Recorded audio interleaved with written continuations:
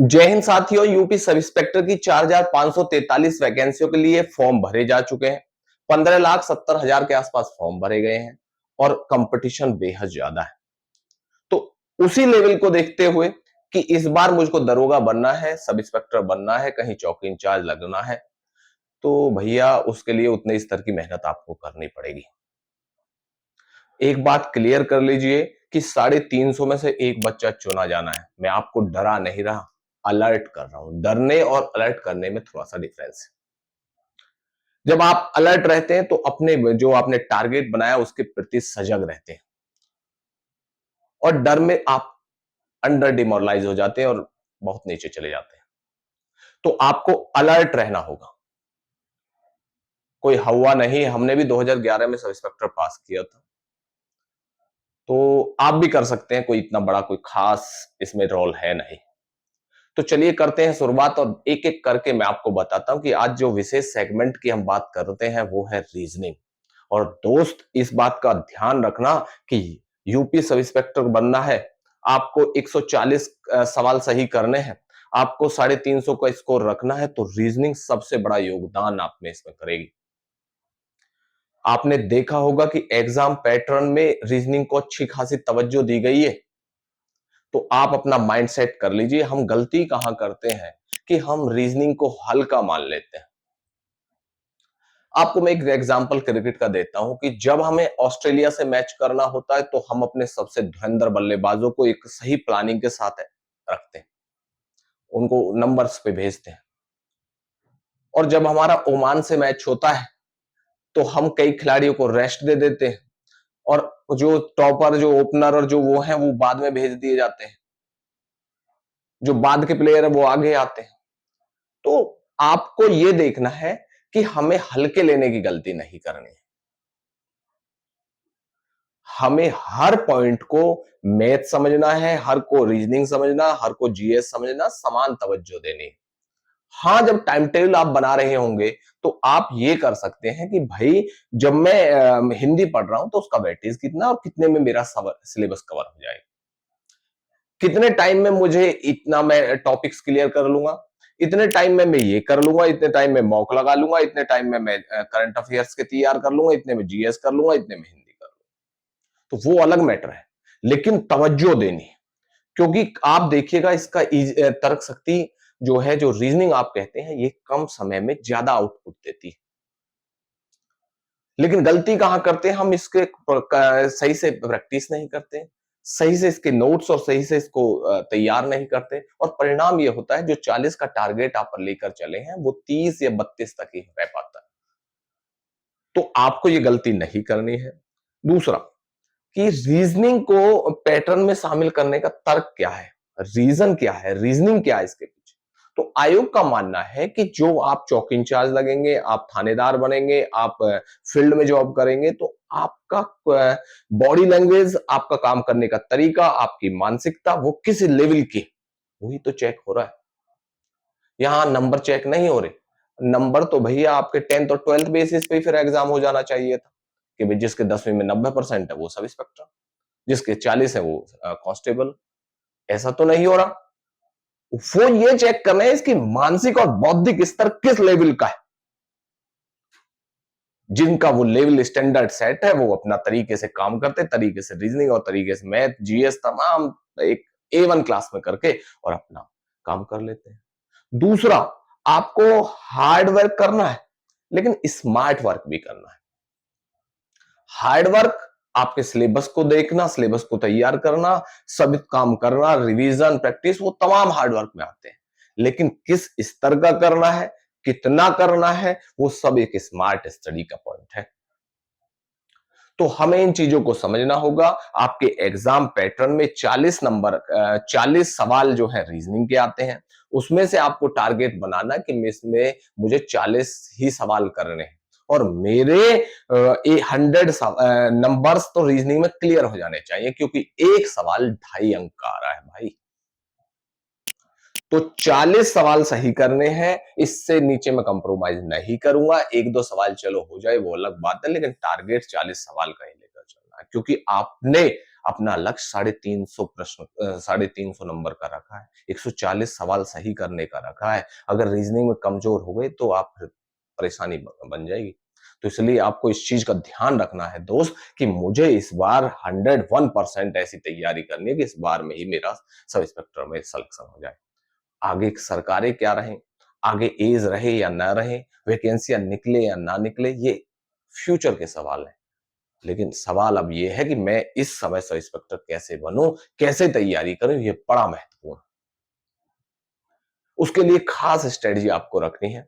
कैसे सिलेबस तैयार होना है, कैसे किन बुक्स को रखना है, कैसे पीवाईक्यू करना है, कोचिंग करनी है या नहीं करनी, शॉर्ट नोट्स बनाने या नहीं बनाने, कैसे रिवाइज करूं, कैसे प्रैक्टिस करूं, किस स्तर पर मैं अपना मॉक लगाऊं और किस तरीके से मैं जब पेपर देने जाऊं तो पेपर को किस तरीके से हल करूं, ये तमाम स्ट्रेटजी, तमाम प्लानिंग आपको करनी होगी। अब बात करेंगे रीजनिंग की। 40 क्वेश्चंस हैं, आपको टाइम कम लेता है, अच्छा आउटपुट देता है और इसके सबसे पहले आप सिलेबस को देखिएगा। जो एग्जाम पैटर्न है, एग्जाम का सिलेबस आपने जब डाउनलोड कर लिया, प्रॉपर उसे अपने जहां स्टडी टेबल है वहां लगा लीजिए, उस तरीके से देखते हुए चलिए। एक एक पॉइंट्स को आप समझते हुए चलिए, उनके कंसेप्ट को क्लियर करिए, अंडरस्टैंडिंग बढ़ाइए, सवाल किस स्तर का आ रहा है उसको समझिएगा। तो इसने क्या किया है, जो आयोग ने इसमें दिया है, इसमें मैं एक एक चैप्टर आपको बताता हूं। सबसे पहले अल्फाबेटिकल सीरीज का इसमें है। अल्फाबेटिकल जो एबीसीडी आप बचपन में कहते हो, वो किस तरीके से सीक्वेंस में है, कहां किस नंबर पे आते हैं, कैसे, वो तमाम आप कीजिएगा, क्योंकि 2 से 3 सवाल इसमें बनते ही बनते हैं और 2-3 शुरुआत के जो चैप्टर्स हैं वो इसी से हो जाने हैं। तो इसे आपकी जो अल्फाबेटिकल सीरीज है उसको आप अच्छे से कर लीजिएगा, वर्णमाला जिसे आप कहते हैं, तो उसे तरीके से कर लीजिए, कौन सा नंबर किस क्रम पे पड़ता है। मान लो पी है तो 16 पे है, क्यू है तो 17 पे है, मान लो यू है 21, वी 22, ये तमाम जो चीजें हैं ये आपको आनी चाहिए कि कौन सा नंबर उल्टे सीधे कैसे कैसे, वो तमाम आपको आते चाहिए, तो आप अच्छे से और इजिली कर पाएंगे। वर्ड फॉर्मेशन कैसे हैं उनको आप अच्छे से समझ लेगा। उसके बाद एनालॉजी है, उसके बाद सीरीज टेस्ट है, तो ये उसके कुछ फेवरेट टॉपिक है। सीरीज में से नंबर घटा के दे देता है, कई बार सीरीज को गुणा के रूप में दे देता है, कई बार वर्ग में, कभी क्यूब में, वो तमाम घुमा फिरा कर प्रश्न पूछता है। तो एक बार अगर आप फॉर्मेट समझ गए तो फिर कोई दिक्कत नहीं। उसके बाद उसका डायरेक्शन टेस्ट है, कोडिंग डिकोडिंग है, ब्लड रिलेशन है। तो ये जो कोडिंग डिकोडिंग है, ब्लड रिलेशन है, डायरेक्शन टेस्ट है, इनसे तो वो सवाल पूछता ही पूछता है। तो आप जब डायरेक्शन कर रहे हो, कौन सा दाएं है बाएं है, उसके बाद पूरब है, पश्चिम है, उत्तर है, दक्षिण है, पूरब पश्चिम है, उत्तर दक्षिण है, तमाम तरीके के हर एंगल से सवाल पूछता है। तो आप इस चीज का भी ध्यान रखिए कि जब मैं अपना एग्जाम पैटर्न कर रहा हूं, जब मैं एग्जाम को तैयार कर रहा हूं, तो एक एक कंसेप्ट, एक एक चैप्टर मैं ढंग से हल कर लूं। उसके बाद अर्थमेटिकल रीजनिंग है, उसके बाद क्लासिफिकेशन के सवाल आते हैं, उसके बाद फिगर क्लासिफिकेशन के सवाल है, अर्थमेटिकल नंबर सिस्टम के सवाल आते हैं, सीरीज कंप्लीशन के सवाल है, उसके बाद वैन के हैं, डायग्राम है, चित्र है, ये तमाम उसके अंतर है। उसके बाद अरेंजिंग ऑर्डर है, मैथमेटिकल रीजनिंग एबिलिटी है। तो ये जो सवाल उसने बनाए हैं, और मैथ में भी कुछ चैप्टर्स इसने रीजनिंग का पार्ट माना है, और उसे मैथ में देखा होगा कि मैथ के जो आपने खंड सेक्शन बी वाला फॉर्मेशन वहां देख रहे हैं, तो वहां वेन डायग्राम चार्ट और ये सब भी रीज कई कहीं पोर्शन है जो मैथ में, तो वहां भी आपको अच्छा प्रदर्शन करना है। तो दोस्त, आप एक चीज को समझिएगा कि रीजनिंग दो प्रकार से होती है। एक होती है वर्बल, जिसे आप तार्किक, आप जिसे आप भाषिक कहते हैं, जो भाषा फॉर्मेशन, वर्ड फॉर्मेशन में दी हुई है। और एक होती है नॉन वर्बल, जो अभाषिक होती है, जो चित्र के फॉर्मेट में होती है। तो वर्बल और नॉन वर्बल दोनों को बड़े अच्छे ढंग से आपको समझना है। जब आप सिलेबस तैयार कर रहे हैं, फिर ध्यान दीजिएगा, जब आप सिलेबस तैयार कर रहे हैं तो साथ के साथ आप साथ के साथ अपना पीवाईक्यू भी देखते चलें।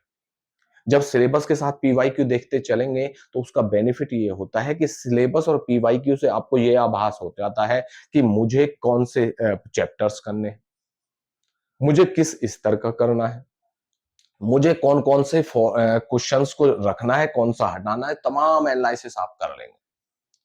उसके बाद आप पहुंचिएगा बुक्स पर। ध्यान रखिएगा कि बुक्स आपको एक स्टैंडर्ड बुक लेनी है, कोई इधर-उधर वाली जो हल्के स्तर की बुक नहीं लेनी है। एक स्टैंडर्ड बुक रखिए, अपने सिलेबस से उसके चैप्टर्स को मिला लीजिएगा। अगर वही सारे चैप्टर है देन बेटर, अगर सिलेबस में कोई चैप्टर नहीं है, तो वो आपको नहीं करना, हमें आउट ऑफ सिलेबस नहीं जाना। आउट ऑफ सिलेबस जाने का नुकसान ये होता है कि जब हमारे सिलेबस में नहीं है, तो फिर हमें उस पर मेहनत क्यों करनी? यही तो स्मार्ट स्टडी है दोस्त।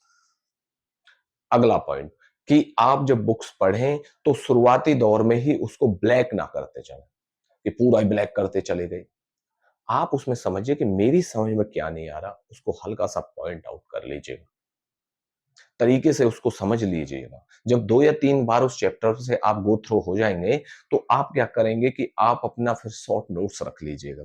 शॉर्ट नोट्स का एक बेनिफिट ये होता है कि जब आप शॉर्ट नोट्स बनाएँगे, तो आप जब पीवाईक्यू लगा रहे हैं, जब आप मॉक लगा रहे हैं, जब आप पेपर में जा रहे हैं, तो उस समय के लिए आपके पास एक वो छोटा पॉकेट टाइप हो जाता है, जो आपको वो बहुत लाभ करेगा। अच्छे से आप उसे रिवाइज़ कर लेते हैं। भाई मेन है सारा जो ये तामझाम है, सारी जो ये तैयारी है, ये जो प्लानिंग आप कर रहे हैं, ये सब पेपर टाइम में उस समय हमारे पास क्या रहे, ये करने के लिए कर रहे हैं कि हम उस समय कैसा अपना प्रदर्शन करेंगे, उसी के लिए तो सब तैयारी कर रहे हैं। और सबका तरीका अलग-अलग है, किसी की कॉपी तो आप नहीं करना, आप कॉपी करेंगे तो फिर बेकार हो जाएँगे क्योंकि आप सेल्फ जानते हैं कि भई मेरा किसी का मैथ का तेज है, किसी का मैथ कमज़ोर है, किसी की रीज़निंग अच्छी है, किसी की कमज़ोर है, तो सबका अपना-अपना फॉर्मेट है। आप जिस वीक सेक्शन में वीक लग रहे हैं, उसमें थोड़ा मेहनत कर लीजिएगा, कोई इतना बड़ा इश्यू नहीं है दोस्त।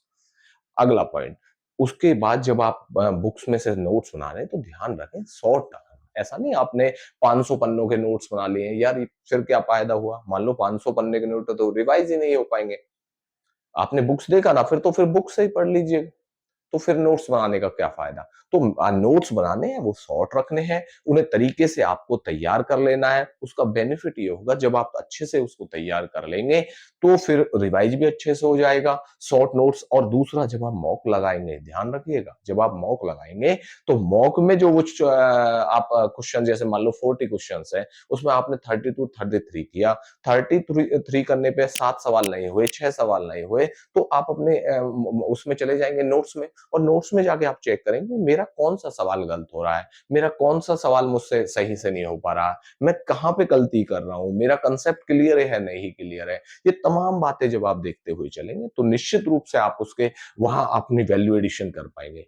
वैल्यू एडिशन करने का सबसे बड़ा फ़ायदा ये होता है कि कुछ कमियाँ जो हैं, उनमें सुधार हो जाता है और जब सुधार हो जाता है, तो स्कोर आपका वही 40 क्वेश्चन्स आपके सही होते हुए चले जाते हैं, वरना आप 30-28 सवाल तक ही हो पाते यार। तो ये चीज़ें बड़ी आपके काम की है, तो इन चीज़ों का भी विशेष ध्यान रखना। अच्छे से एक-एक पॉइंट्स, एक-एक चैप्टर्स को आपको अच्छे से तैयार कर लेना है, अच्छे से उसका बुक्स लेके और उसका तरीके से कर लेना है। अक्सर बच्चे प्रश्न करते हैं कि सर रीज़निंग में तो किसी कोचिंग और किसी संस्थान की ज़रूरत नहीं है, मैं सेल्फ कर लेता हूँ। बेहतर है। सेल्फ कर लेते हैं, टाइम सेविंग कर रहे हैं, अच्छे से कर लेंगे, कोई इश्यू नहीं है। लेकिन वो मेरे साथी जो सही से रीज़निंग को हल नहीं कर पाते हैं, सही से सवाल नहीं कर पाते हैं, सही से कांसेप्ट नहीं समझ पाते हैं, सही से अंडरस्टैंडिंग नहीं बना पा रहे, तो उनके लिए मेरा ये कहना है कि अभी आपके पास 2 से 3 महीना है, आप मेहनत कर लीजिएगा। अगर सेल्फ से हो रहा है देन बेटर, नहीं तो किसी संस्थान के माध्यम से, किसी अच्छे कोचिंग के माध्यम से, अच्छे टीचर के माध्यम से भी कर सकते हैं, कोई इश्यू नहीं कि आप हमसे ही करें, किसी से भी करें। लेकिन हमारा कहना ये है कि जैसे हमारा सिलेक्शन है, मेरे छोटे भाई-बहनों का भी सिलेक्शन हो और इसके लिए आपको मेहनत करनी है, करनी है, करनी है। कोई इसके किंतु परंतु नहीं है। तो दोस्त आप इस चीज़ का ध्यान रखिएगा कि कर ज़रूर लें, क्योंकि जब 2 या 3 महीने आपके पास हैं, कर लेंगे, वरना आप जब लास्ट अंतिम स्टेज में पहुँचेंगे तो आप पाएँगे कि यार मैं उस समय कर लेता तो अच्छा रहता, अब ना मेरे पास टाइम है, ना मैं रिवाइज़ कर पाऊँगा, ना मॉक लगा पा रहा हूँ और बड़ा फिर आप थोड़े से बिल्कुल डिप्रेशन की स्थिति में हो जाते हैं और वो बड़ा खतरनाक स्थिति होती है। तो आपसे सिर्फ इतना कहना कि इस बार मेहनत कर लो, अच्छे से अपना जो करना है रिवाइज़ करना है अपना करना है जो कोचिंग करनी है कर लो, साइड हो जाओ फिर अपना तैयारी कर लो। बहुत से सवाल करते हैं सर लाइब्रेरी जाऊँ, मैं घर पे पढूँ या अपने किसी रूम पे पढ़ लूँ। अरे भैया टारगेट क्या है कि भई हमें सिलेबस तैयार कर लेना है और 1-2 महीना पहले कर लेना है। तो चाहे घर में पढ़ें, चाहे छत पे पढ़ें, चाहे लाइब्रेरी जाके पढ़ें, कहीं पढ़ें। दुनिया में कहीं आप नीम के पेड़ पे बैठ के पढ़ लें, कहीं पढ़ लें यार।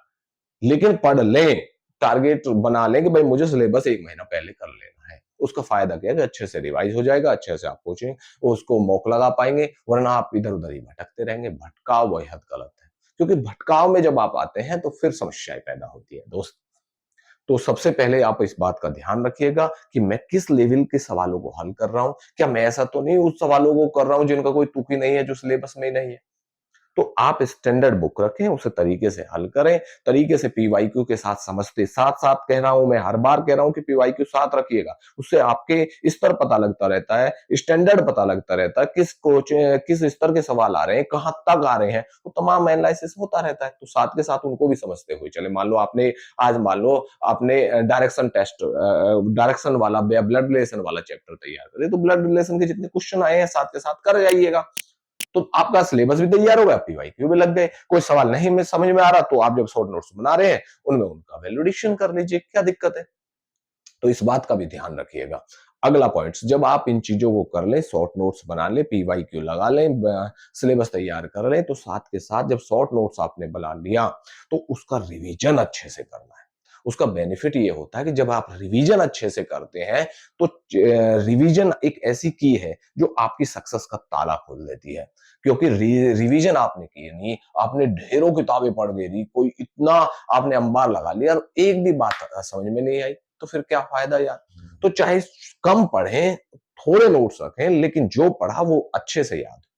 जब रिवाइज अच्छे से कर देता तो चीजें काफी समय तक आपके पास रहती हैं।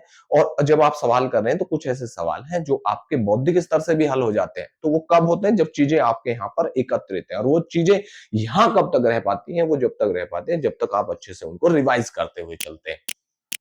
समझ गए बात को। अगला पॉइंट, प्रैक्टिस बहुत मांगता है। रीजनिंग और मैथ ऐसी चीज है, मान लो जीएस हिंदी आपके से रिवाइज मांगती है, लेकिन मैथ और रीजनिंग आपसे प्रैक्टिस मांगती है कि कितना आपने उनको हल किया है, कितने फॉर्मूला आपने तैयार किए हैं, कितने आपने टेस्ट लगाए हैं, कितने आपने मॉक लगाए हैं। वो सब चीजें बड़ी प्रैक्टिस मांगती हैं। तो प्रैक्टिस एक ऐसी चीज है, आप सब महान सचिन तेंदुलकर को देखो ना, गॉड ऑफ क्रिकेट है यार, लेकिन उसके बावजूद भी इतने हजार रन बनाने के बाद मैच में जाएंगे तो उससे पहले वो नेट सेशन जरूर करते हैं। एक अच्छा और समझदार व्यक्ति का यही है कि वो प्रैक्टिस बहुत करता है। सफल और असफल में यही बड़ा डिफरेंस है कि सफल व्यक्ति प्रैक्टिस पे बहुत ध्यान देता है, और असफल व्यक्ति बस हो गया और अपने बैग में डाली और चल दिए जी एग्जाम देने। ये सही तरीका नहीं है। आप प्लानिंग कीजिएगा, क्योंकि प्लानिंग के बिना कोई भी कार्य सफल नहीं होता। सफल कार्य के पीछे अच्छी प्लानिंग होना बेहद जरूरी है। अब मत पढ़िए 24 घंटा, कौन कहता है। आप भले ही 5 घंटा पढ़िए, 2 घंटा पढ़िए, 1 घंटा पढ़िए यार, पढ़िए। मैं नहीं कहता कि आप 24 आवर्स पढ़ते रहिए नो। ऐसे ऐसे मैं लोग दिखाऊंगा कि यार 5 घंटे पढ़ते हैं, टॉपर है। ऐसे दिखा दूंगा जो 24 घंटे किताबों में पढ़े रहते हैं और आज तक कोई टेस्ट नहीं लगी। तो कोई ना कोई सफलता है, सफलता के बीच कुछ ना कुछ कड़ी तो है ना दोस्त, उसको आप समझना, वो स्मार्ट तरीका ही तो समझना है। जीतने वाले अलग कार्य नहीं करते, उनके ढंग अलग होते हैं। तो जिसने ढंग अलग बना लिया वो सफल हो जाता है। तो आप इस बात का ध्यान रखिए कि मुझे रीजनिंग किस लेवल की करनी है, कितनी किताबों से करनी है, कहां से करनी है। और ये किताबों का मार मत लगाइएगा, बुक सेलर थोड़ी बनना है। अगर बुक सेलर बनना होता तो बुक सेलर बनना हो है तो फिर ले आइए किताब, और उसके बाद में फिर जब नहीं होगा तो अपना बुक सेलर बन जाएंगे। ऐसा तो नहीं सोचा। आपने ये सोचा कि कुछ नहीं करना, बस करना है तो इस बार सब इंस्पेक्टर का निकालना है। और ये जो लाइब्रेरी में जाकर, ये जो आप कोचिंगों में जाकर और जो बुक सेलरों की दुकानों के आगे से गुजरते समय जो ये फीलिंग्स आती है ना, ये जो कलर्ड प्रिंटेड वाली नोट्स बुक्स दिखाई देती हैं, तुरंत आप उसे उठा लेते हैं और लग जाते हैं किताब लेने। वो सबसे बड़ा नुकसान आपका करती है। वो क्या करती है, आपने 5 किताबें ले आई और पढ़ी एक भी नहीं जाती। अरे पढ़ पाएंगे क्या। आप किसी भी किताब को देखिए, हर किताब में मान लो प्लासी का युद्ध 1757 है तो 1757 मिलेगा, 1857 क्रांति है तो 1857 क्रांति है, गांधी जी को 2 अक्टूबर की जयंती है, तो हर किताब में ऐसा तो नहीं किसी में 20 अक्टूबर दे रखी हो। अगर ऐसे देगा तो पूरा सिस्टम ही खराब हो जाएगा भाई। तो आप एक बुक रखिए, उसी बुक में सारी चीजें हैं, सभी बातें उसी में लिखी रही हैं यार। बस क्या कर रहा है कि उसने बस कलर्ड प्रिंटेड कर दिया है, कलरों पे ज्यादा ध्यान दिया है, तो उससे हम गुमराह हो जाते हैं और चीजें आप बाहर चली जाती हैं। तो ये नहीं करना है। और अगला बात, जब ये इन सब चीजों को कर लें, अच्छे से रिवाइज कर लें, अच्छे से प्रैक्टिस कर लें, फिर अपने मॉक पे जाएं। और लेटेस्ट ट्रेंड ये कहता है कि मॉक सबसे बेहतर रणनीति है आपके नंबर बढ़ाने में। क्योंकि मॉक आपको एक तो पेपर से पहले आपका प्री पेपर है। आप उसे कैसे तैयार करेंगे, क्या कोई कमी रह गई तो उसका वैल्यू एडिशन करेंगे, ये बड़ी चीज है। इस बात का आपको ध्यान रखना है। मॉक ध्यान रखना है कि मुझे 400 या 500 मॉक नहीं लगाने हैं। मुझे चाहे 40 टेस्ट में लगाऊं, लेकिन 40 टेस्ट तरीके से लगे हों, किसी मानक संस्थान के हों। और जब एक टेस्ट पर डे आप लगाएं तो उसका क्लासिफिकेशन, उसका एनालिसिस जरूर कर लें कि किस स्तर का सवाल मैं हल कर रहा हूं, कौन से सवाल मुझसे नहीं हो रहे हैं तो मैं कहां पे कोई गलत कर रहा हूं, तो कहां पे मैं गलती कर रहा हूं। ये भी चीज बड़ी महत्वपूर्ण है, क्योंकि जब आप इस तरीके से समझते हैं तो जब आप एग्जाम में बैठेंगे तो उसी की तो तैयारी कर रहे हैं कि कैसे सवाल आएंगे, मैं कैसे उनको हल करूंगा। एक अच्छे बैट्समैन की तरह मुझे बाउंसर आएगी तो मैं नीचे डक करूंगा, मान लो ओवर पिच आएगी तो पैर आगे निकाल के सिक्सर लगा दूंगा, स्पिनर आएगा तो उसको ऐसे खेलूंगा, मान लो लेग स्पिन आएगी तो ऐसे खेलूंगा, शॉर्ट पे कैसे मैं बल्लेबाज को फील्डर को बचाते हुए चौका लगा दूंगा। तो ये अच्छे बल्लेबाज रणनीति बनाता है। तो वही रणनीति आपको लेकर चलनी है कि किस तरीके से मैं अपना एग्जाम के में जैसे जैसे सवाल आएंगे उन सवालों के बाउंसरों को कैसे झेलूंगा। उसी की तो सब चीजें तैयारी है यार। तो आप उस चीजों के लिए अच्छे से मॉक लगाएं, तरीके से मॉक को समझें, और मॉक वो हो जो आपके पेपर के लेवल का हो। ऐसा नहीं कि थोड़ा हार्ड हो या ज्यादा इजी आ रहा हो या ऐसा कुछ। एक अच्छे मानक से जो उस लेवल को मेंटेन करता हुआ हो, ताकि आपको ये बेनिफिट हो कि मैं किस तरीके के सवाल कर रहा हूं यार, कहीं मैं ऐसा तो नहीं कि आउटडेटेड कर रहा हूं, ऐसा तो नहीं मैं इतना टफ कर रहा हूं कि मेरा कॉन्फिडेंस ही लूज हो रहा है, इतने कम नंबर आ पा रहे हैं। तो उन चीजों का भी बड़ा ध्यान रखें, अच्छे से तैयारी करें, अच्छे से सिलेबस तैयार करें, अच्छे से पीवाईक्यू लगाएं, अच्छे से रिवीजन करें, अच्छे से प्रैक्टिस करें, अपना जो सिलेबस है उसे ढंग से तैयार कर लें और ढंग से मौका लगाएं। निश्चित रूप से आपको का सिलेक्शन भी होगा, कोई रोक नहीं सकता। रुकता है तो हम अपनी गलतियों से रुकते हैं। हमें पता है कि कौन सी बुक्स पढ़नी है, कौन सा सिलेबस कहां से तैयार करना, सब तमाम चीजें पता है, लेकिन हम सही से उसको लागू नहीं कर पा रहे हैं, और उसका ही परिणाम यह होता है कि फिर हम जब लास्ट मंथ रह जाता है तो फिर बड़े असमंजस में रहते, यार ये कर लेते, यार वो कर लेते, और फिर कुछ भी नहीं हो पाता है दोस्त। तो मेरा सिर्फ इतना कहना है, रीजनिंग को हल्के में नहीं लेना है, नहीं लेना है। सिली मिस्टेक्स नहीं करनी है, अक्सर सिली मिस्टेक्स हो जाती है, और शुरुआत में एक दो सवाल ऐसा आता है जो आपको अटका देता है, तो उसमें ही नहीं उलझे रहना। मान लो एक सवाल टफ रख दिया, पीछे इजी सवाल मिलेंगे, बहुत ऐसे गेंदबाज आएंगे जो बहुत हल्के हल्के, तो उस पर आप स्कोर निकाल सकते हैं। तो आप अच्छे से इसके सिलेबस को तैयार कर लें, अच्छे से पीवाई की, अच्छे से प्रैक्टिस, अच्छे से मॉक लगाए, निश्चित रूप से आप इस बार 350 प्लस स्कोर कर पाएंगे और रीजनिंग में तो बेहतर प्रदर्शन कर पाएंगे। धन्यवाद।